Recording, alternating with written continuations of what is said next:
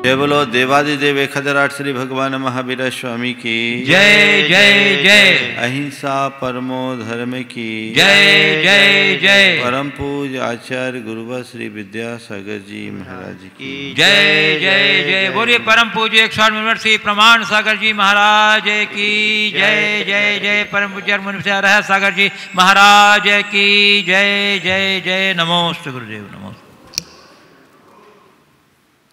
मनुष्य को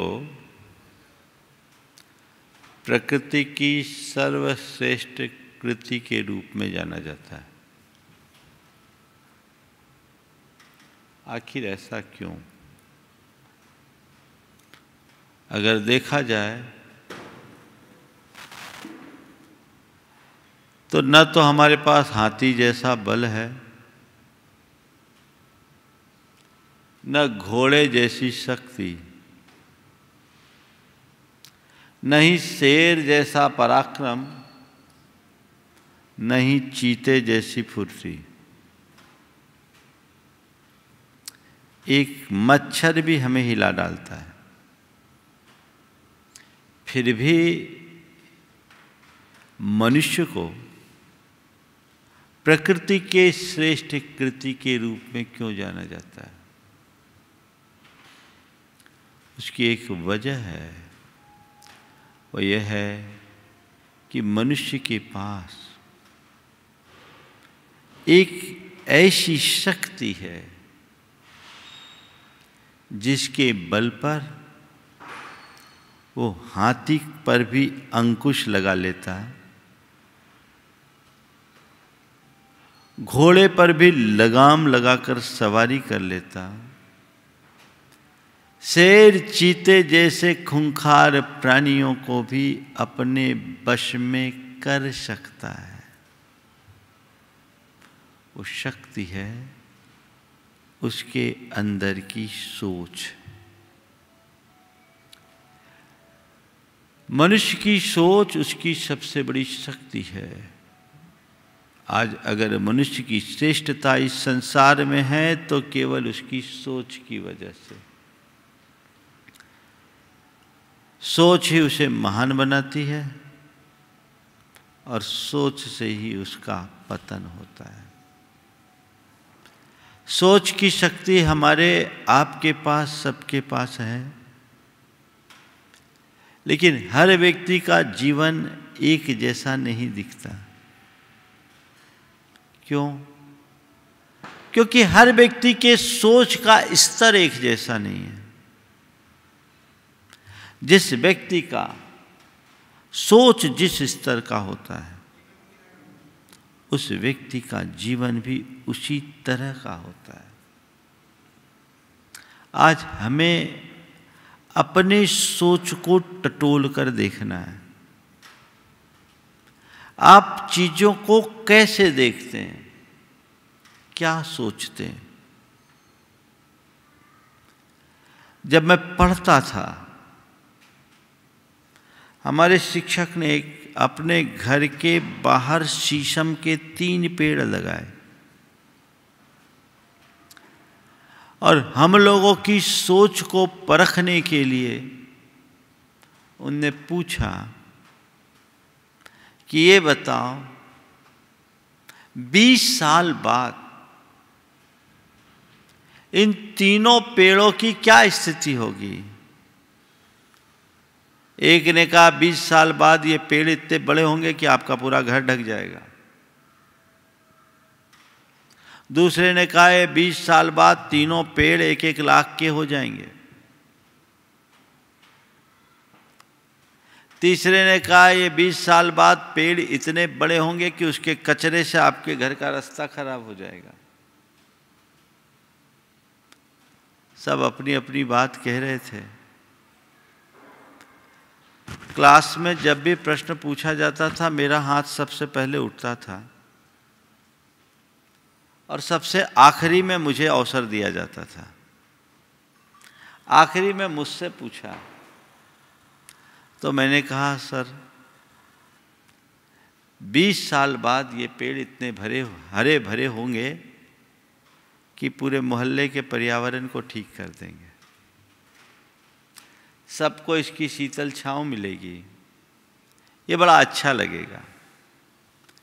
मेरे इस उत्तर को सुनकर बड़ा अच्छा लगा उनको, और उनके मुख से लगा कि निकला कि तुम्हारी सोच बहुत अच्छी है। दरअसल हमारी सोच हमारी सबसे बड़ी ताकत है। हम अपनी सोच को किस दिशा में आगे बढ़ाते हैं, सब कुछ केवल उस पर निर्भर करता है। आज एक ही पेड़ और उस पेड़ को देखने का सबका अपना अपना दृष्टिकोण। आपके जीवन में भी अनेक घटनाएं घटती हैं, अनेक प्रसंग उपस्थित होते हैं, लेकिन हर व्यक्ति उस घटना को अपनी पृथक पृथक सोच के हिसाब से लेता है, पृथक पृथक सोच के हिसाब से जीता है। 4 प्रकार की सोच देखने को मिलती है। एक भौतिक सोच,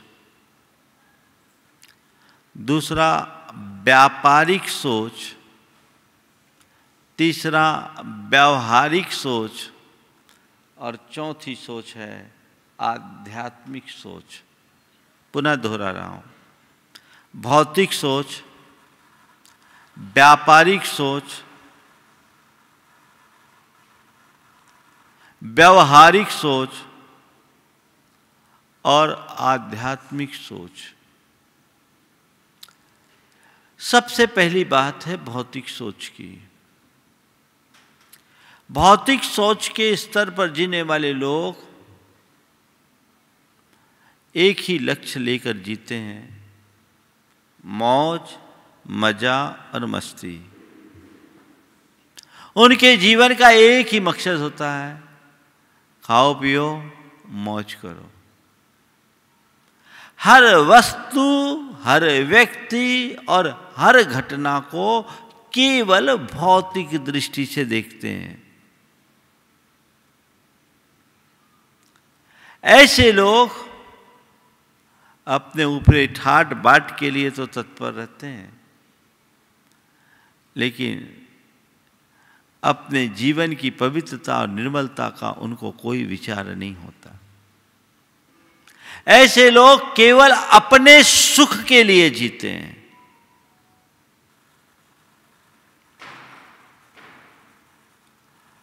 ओम। भौतिक सुख के लिए जीने वाले, भौतिक सोच से ग्रसित लोग केवल अपने सुख के लिए जीते हैं। सामने वाले को दुख हो उससे हमें कोई परवाह नहीं, किसी को नुकसान हो उसे कोई परवाह नहीं।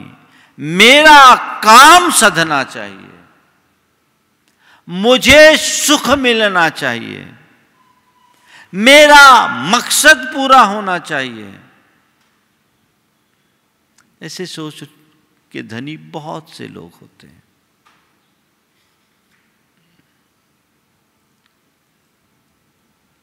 एक उद्यान में एक षोडशी रूपसी का शव पड़ा था। शरीर में एक खरोंच भी नहीं, रूप राशि की धनी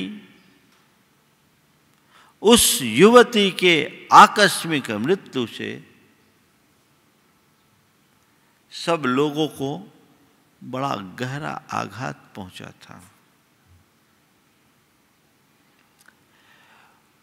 उसका प्रेमी उसे देखकर इसलिए आंसू बहा रहा था, काश ये जीवित होती तो मैं इसके साथ रंगरेलियां मनाता, अपने जीवन के सुख भोगता। वहीं एक वेश्या थी, उसकी दृष्टि उस पर पड़ी। उसने कहा, काश ये मेरे हाथ लग जाती तो मैं बड़े बड़े ग्राहकों को पटाकर मोटी रकम पाती।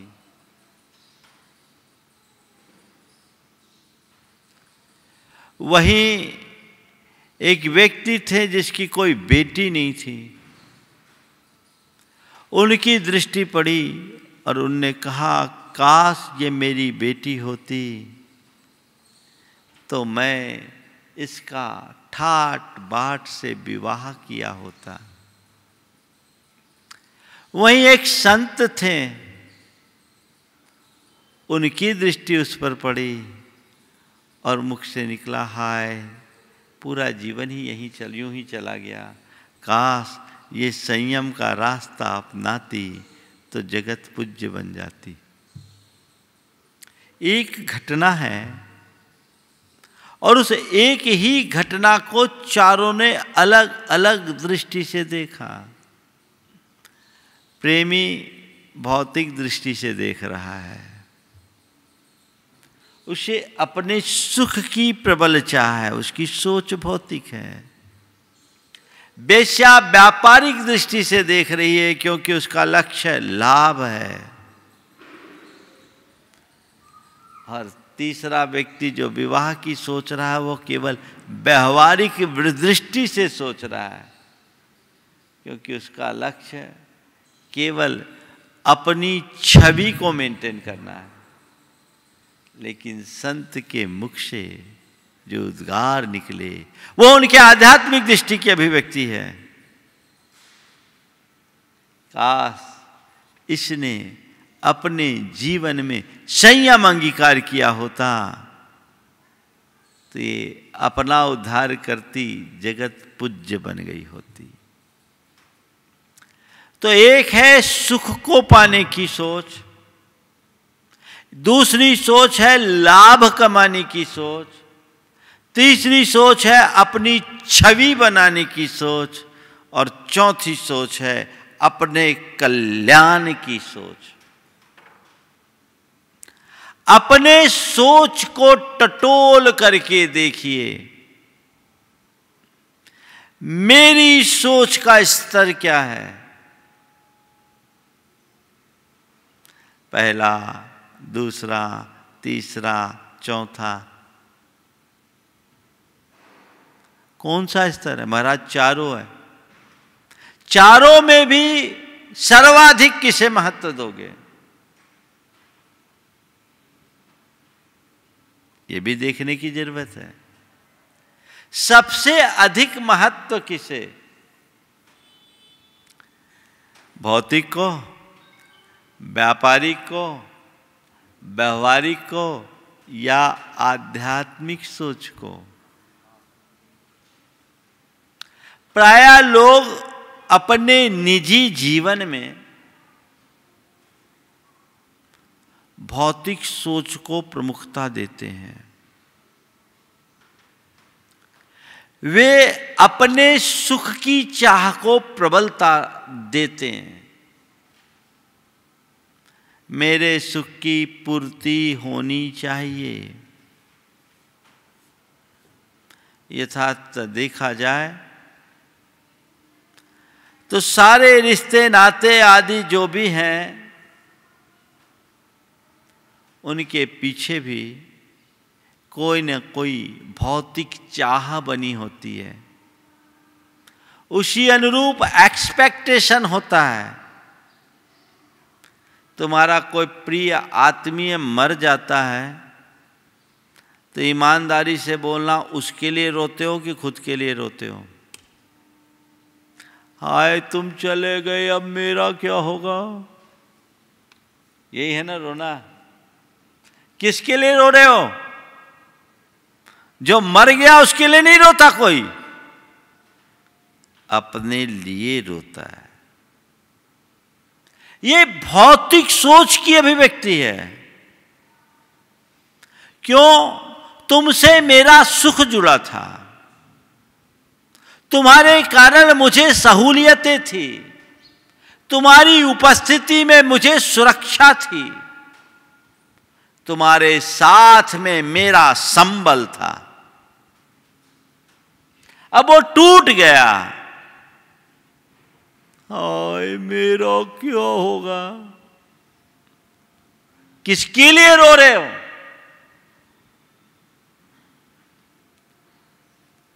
मोहग्रस्त समस्त प्रवृत्तियां भौतिक सोच की ही परिणति है।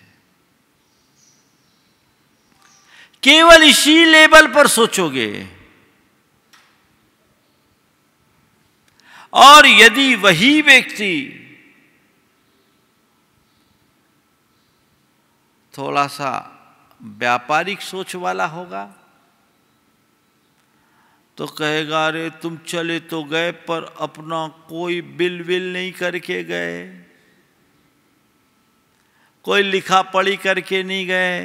एक बार एक बहन जी आई, उनके पति चले गए, दुखी थी। अब देखो क्या हाल होता है, पति के जाने का दुख नहीं था उसको।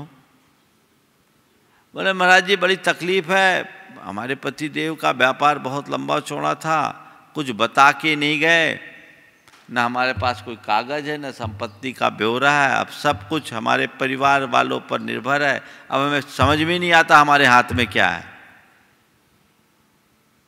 किसके लिए रो रहे हैं? लाभ, मेरा लाभ चाहिए। ये क्या सोच है? ये व्यापारिक सोच है।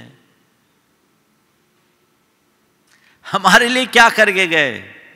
कई बार कहते हैं लोग, आप अपने जाने के पहले सब हमारे लिए करके जाना, कहते कि नहीं करते? वो करे उनका कर्तव्य, तुम चाहो तो तुम्हारी ये व्यापारिक बुद्धि।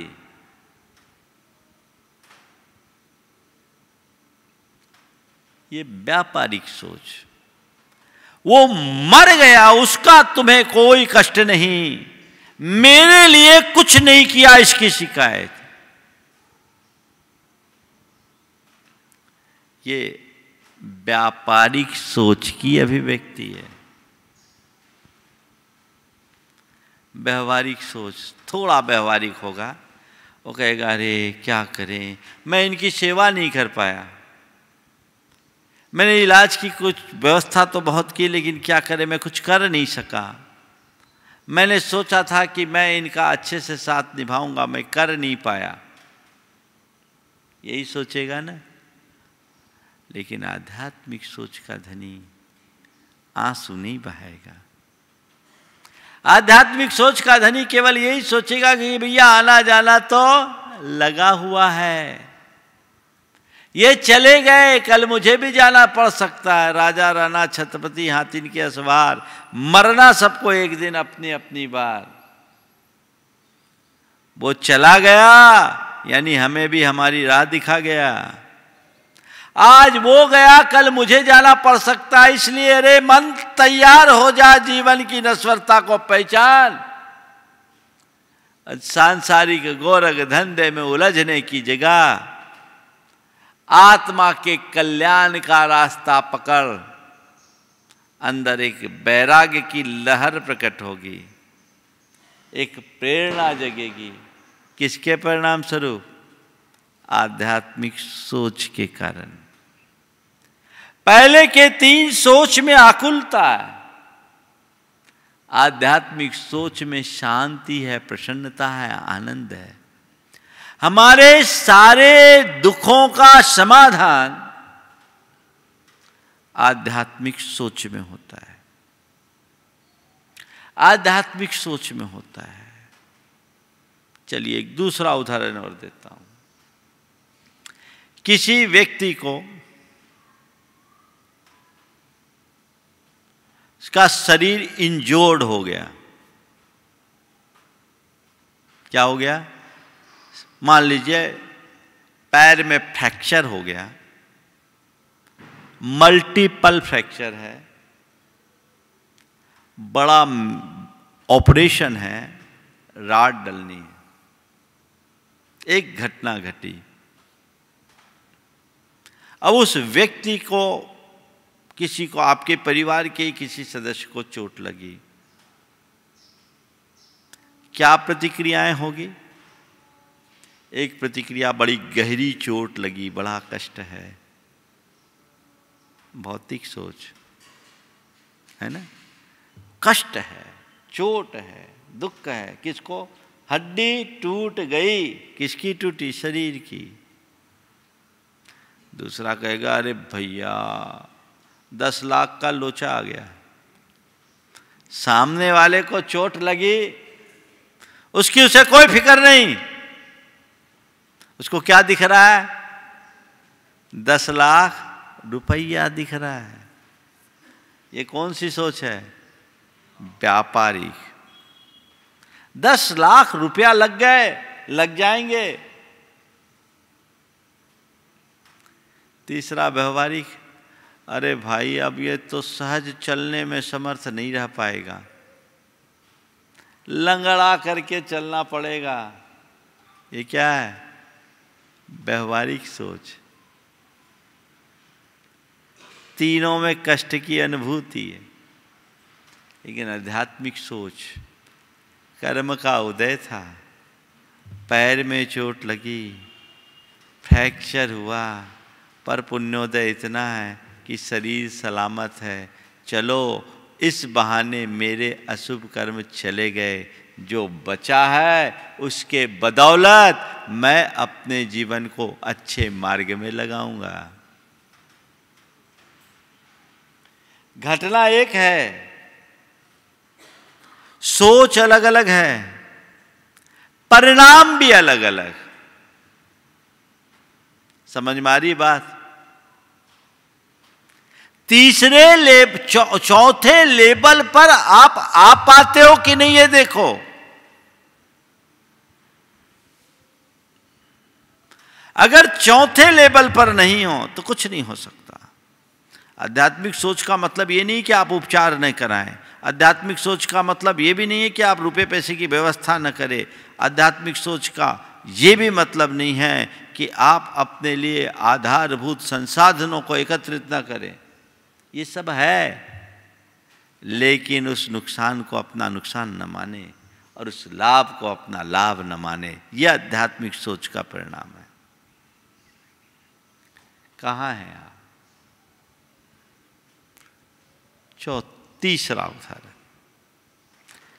व्यापार में नुकसान हो गया। सपोज बड़ा नुकसान हुआ, हो सकता है कि नहीं हो सकता? होता ही है। अब इस नुकसान को आप किस दृष्टिकोण से देखते हैं? एक व्यक्ति जो नुकसान देख रहा है,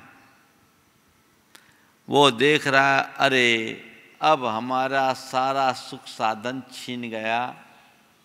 मैंने सोचा था इस जमा पूंजी से अपने जीवन को आगे बढ़ाऊंगा, अब गया। एक सोच। दूसरा, भैया नुकसान हो गया, पूरा धंधा ही बैठ गया, भारी आर्थिक क्षति, अब मेरा ट्रांजैक्शन कैसे होगा? ये एक सोच। और तीसरी सोच है, भैया नुकसान हो गई, नुकसान हो गया, अब क्या है, हम अपने लेनदारों को देंगे कैसे? हमारी पूरी रेपुटेशन खत्म हो जाएगी, अब क्या करें? नुकसान के लिए नहीं रो रहा है, रेपुटेशन कैसे बने?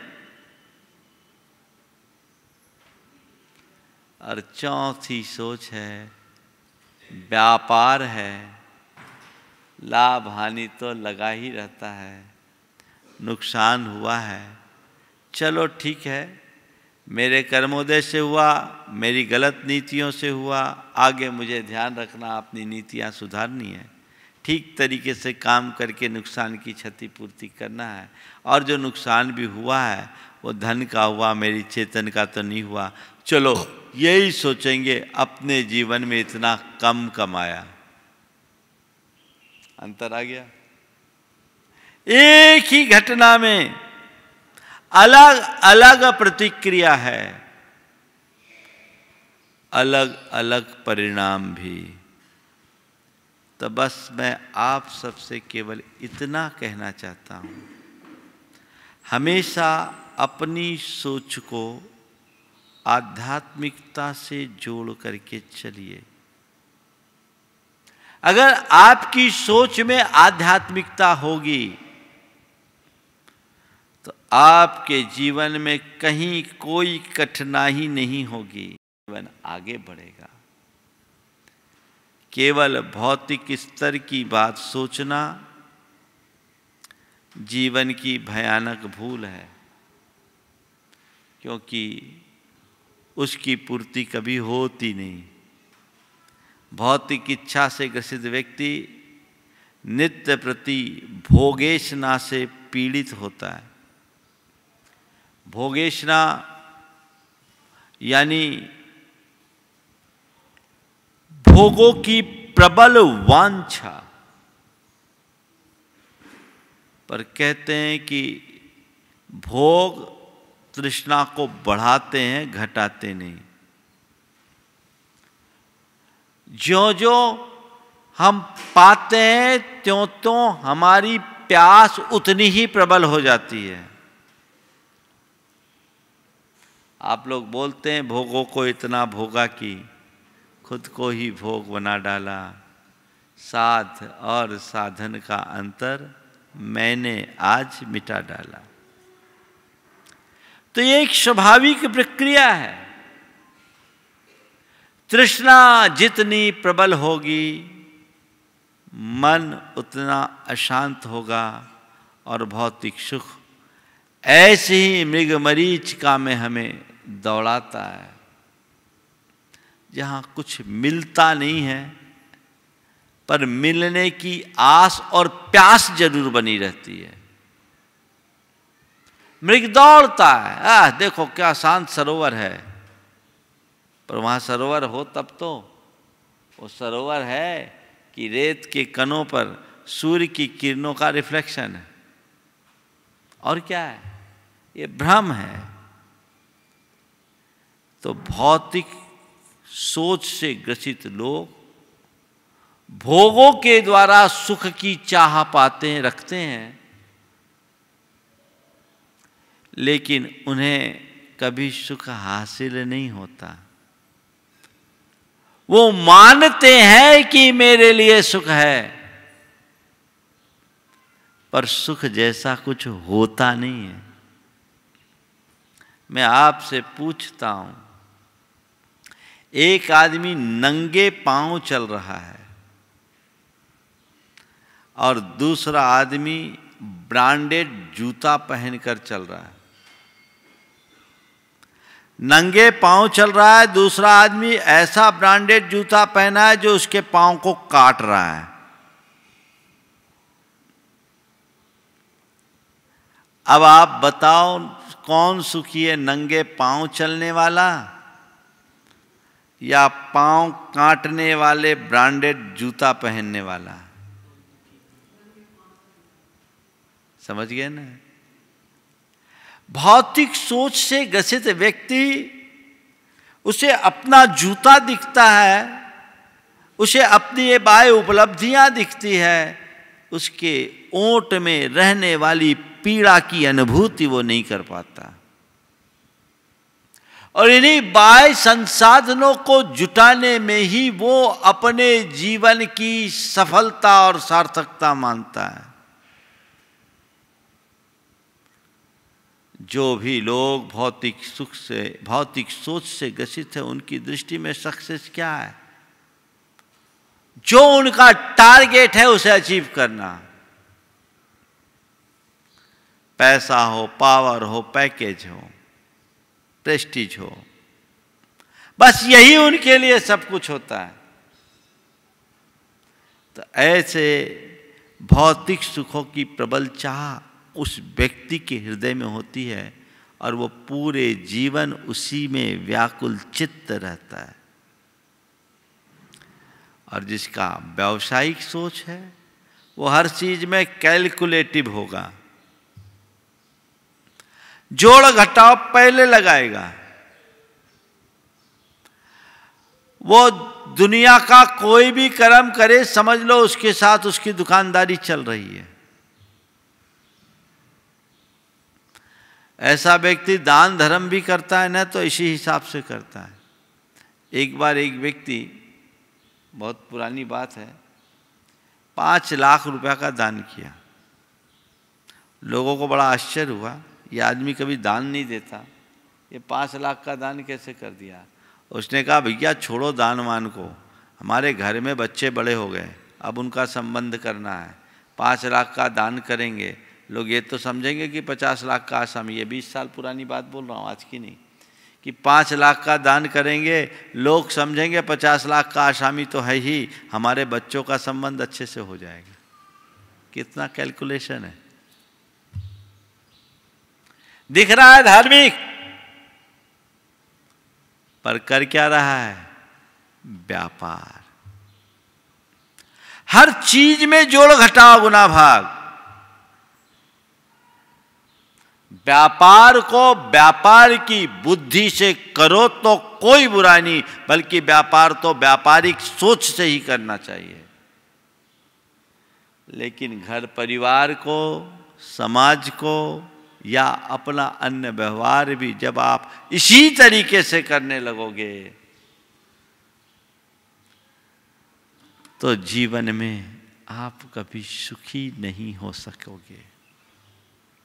अपने जीवन को सुखी बनाने के लिए हमें इतना ध्यान रखना बहुत जरूरी है। तो ऐसी मानसिकता से अपने आप को बाहर निकालना है। तीसरे नंबर के जो व्यवहारिक सोच है ना, वो अपने इस बाहरी स्टेटस को मेंटेन करने में ही लगे रहते हैं। मेरी छवि ठीक बनी रहे, लोगों की दृष्टि में मैं ठीक बना रहूं, चाहे उसके पीछे मुझे नुकसान उठाना पड़े, चाहे मुझे तकलीफ उठाना पड़े, चाहे कष्ट उठाना पड़े। मेरी छवि अच्छी होनी चाहिए। अच्छी बात है, छवि को अच्छा बनाना बुरा नहीं है और उस दृष्टि से अपना व्यवहार निभाना भी चाहिए। लेकिन केवल बाहरी छवि को सुंदर बनाने से क्या होगा? भीतर की छवि तो भी सुधारो। तुम्हारी फोटो सुंदर आ जाए तो क्या हो, एक्सरे भी तो ठीक हो। बोलो, जिनकी फोटो खूबसूरत हो और एक्सरे खराब हो उसका क्या हाल होगा? तुम कोरे बाहरी छवि को बनाने में लगे रहोगे और अपनी भीतरी छवि की तरफ तुम्हारी दृष्टि नहीं होगी तो अंततः तुम्हारी आत्मा का क्या होगा? कुछ भी हासिल होने वाला है क्या? तो कहते हैं व्यवहार को अच्छा बनाना अच्छी बात है, पर केवल व्यवहारिक सोच से ग्रसित रहना अच्छी बात नहीं।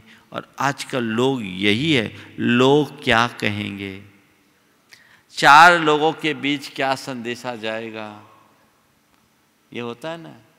लोग दूसरों को देख कर करते हैं, देखा देखी में बहुत सारी व्यर्थ की परंपराएं चलने लगी है।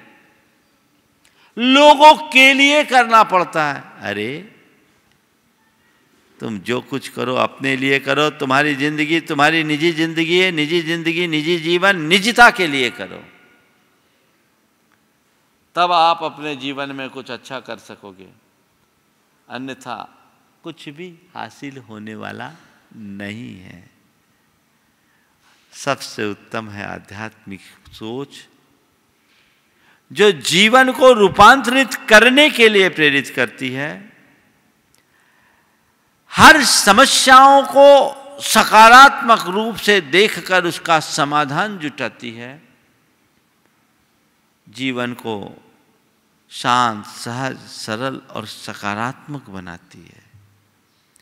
अपने अंदर ऐसी सोच को विकसित कीजिए, और यदि ऐसी सोच एक बार विकसित हो गई तो तय मान करके चलना, हमारा जीवन निहाल हो गया।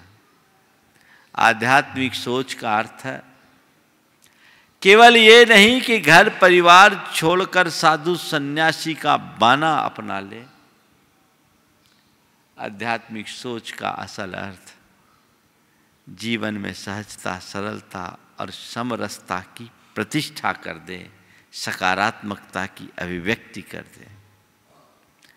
आत्मज्ञान यदि तुम्हारे अंदर हो गया और तुम्हारी दृष्टि तुम्हारी अंतरात्मा से जुड़ गई तो फिर तुम बाहर किसी को नहीं देखोगे। तुम्हारी दृष्टि निमित्तों पर केंद्रित नहीं होगी। तुम स्वयं के साथ स्वयं का केंद्रीकरण करके अपने जीवन को बेहतर बना सकोगे। तो ऐसी सोच आध्यात्मिक बने, ये प्रयास हमारा हो। और उस आध्यात्मिक सोच को पुष्ट करने के लिए नियमित भावना योग करें, जिससे आपकी दृष्टि अंतर्दृष्टि बने। हमारी भावनाओं में अंतर आने से सोच में अंतर अपने आप आता है, और जब सोच में अंतर आता है तो प्रवृत्ति में अंतर आता है, और प्रवृत्ति का अंतर हमारे पूरे जीवन को बदल डालता है। जड़ को पकड़िए, सार को पहचानने की कोशिश कीजिए, उसी में जीवन का विस्तार होगा और हम उस दिशा में अपने आप को आगे बढ़ाने में समर्थ हो सकेंगे। आज अधिक विस्तार देने की मानसिकता नहीं है, लेकिन बस यही है कि हमारे अंदर आध्यात्मिकता है। मंगल भावना के पाठ के साथ हम विराम लेंगे। मंगल मंगल होए जगत में सब मंगलमय हो। मंगल मंगल होए जगत में सब मंगलमय हो। इस धरती के हर प्राणी का मन मंगलमय हो। इस धरती के हर प्राणी का मन मंगलमय हो। कहीं क्लेश का लेश रहे ना, दुख कहीं भी हो। कहीं क्लेश का लेश रहे ना, दुख कहीं भी हो। मन में चिंता भय न सतावे, रोग शोक नहीं हो। मन में चिंता भय न सतावे, रोग शोक नहीं हो। नहीं बैर अभिमान हो मन में, क्षोभ कभी नहीं हो। नहीं वैर अभिमान हो मन में, क्षोभ कभी नहीं हो। मैत्री प्रेम का भाव रहे, नित मन मंगलमय हो। मैत्री प्रेम का भाव रहे, नित मन मंगलमय हो। मंगल मंगल होए जगत में सब मंगलमय हो। मंगल मंगल होए जगत में सब मंगलमय हो। इस धरती के हर प्राणी का मन मंगलमय हो। इस धरती के हर प्राणी का मन मंगलमय हो। मन का सब संताप मिटे, अरु अंतर उज्ज्वल हो।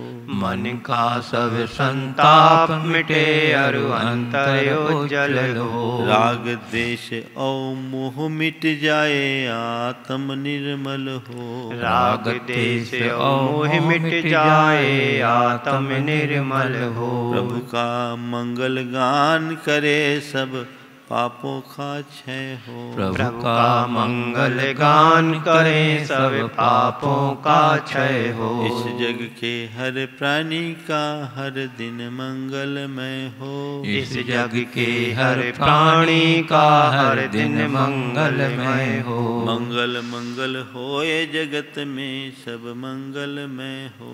मंगल मंगल होए जगत में सब मंगलमय हो। इस धरती के हर प्राणी का मन मंगलमय हो। इस धरती के हर प्राणी का मन मंगलमय हो। गुरु हो मंगल, प्रभु हो मंगल, धर्म सुमंगल हो। गुरु हो मंगल, प्रभु हो मंगल, धर्म सुमंगल हो। मात पिता का जीवन मंगल, परिजन मंगल हो। मात पिता का जीवन मंगल, परिजन मंगल हो। जन का मंगल, गण का मंगल, मन का मंगल हो। जन का मंगल गण का मंगल मन का मंगल हो। राजा प्रजा सभी का मंगल धरा धर्ममय हो। राजा प्रजा सभी का मंगल धरा धर्ममय हो। मंगल मंगल हो ये जगत में सब मंगलमय हो। मंगल मंगल हो ये जगत में सब मंगलमय हो। इस धरती के हर प्राणी का मन मंगलमय हो। इस धरती के हर प्राणी का मन मंगलमय हो। मंगलमय हो प्रात हमारा रात सुमंगल हो। मंगलमय हो प्रात हमारा रात सुमंगल हो। जीवन के हर पल हर क्षण की बात सुमंगल हो। जीवन के हर पल हर क्षण की बात सुमंगल हो। घर घर में मंगल छा जावे जन जन मंगल हो। घर घर में मंगल छा जावे जन जन मंगल हो। इस धरती का कण कण पावन मंगलमय हो। इस धरती का कण कण पावन ओ मंगलमय हो। मंगल मंगल होए जगत में सब मंगलमय हो। मंगल मंगल होए जगत में सब मंगलमय हो। इस धरती के हर प्राणी का मन मंगलमय हो। इस धरती के हर प्राणी का मन मंगलमय हो। सब जग में मंगल बढ़े। सब जग में मंगल बढ़े। टले अमंगल भाव। टले अमंगल भाव। है प्रमाण की भावना। है प्रमाण की भावना। सब में हो सब में हो सद्भाव। परम पूज्य आचार्य गुरु श्री विद्यासागर जी महाराज की जय। परम पूज्य मुनि श्री प्रमाण सागर जी महाराज की जय। नमस्कार। पूरी परम पूज्य 108 मुनिवर श्री अरह सागर जी मुनिराज की जय जय जय। जावानी के ज्ञान ते सूझे लोकालोक। सोवाणी मस्तक नमो सदा हेत। हे जिनवाणी भारती तो है जपो दिन रे। जो तेरा शरणागे सो पावे सुख चैन। 9 बार नमस्कार।